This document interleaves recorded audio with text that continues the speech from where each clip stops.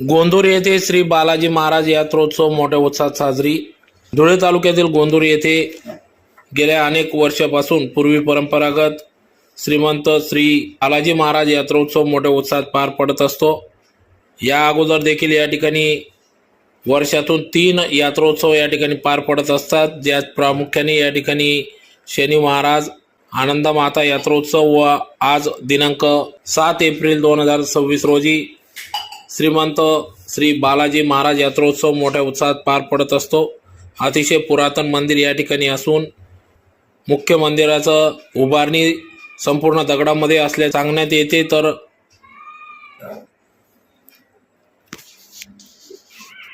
गोंदूर तलावाच्या काठी असलेले श्री बालाजी महाराज यांचं मंदिर असून अतिशय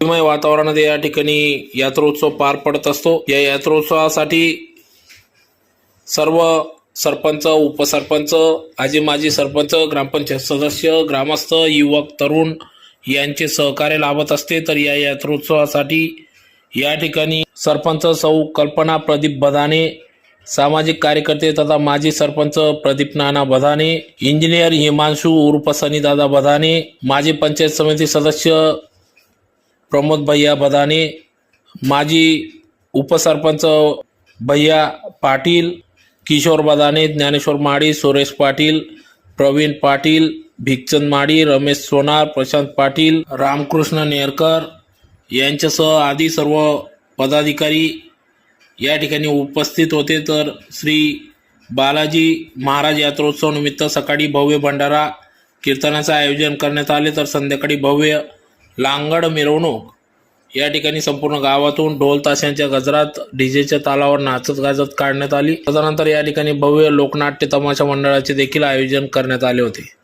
तर अतिशय भक्तिमय वातावरणात सदर श्री बालाजी महाराज यात्रोत्सव या ठिकाणी पार पडला.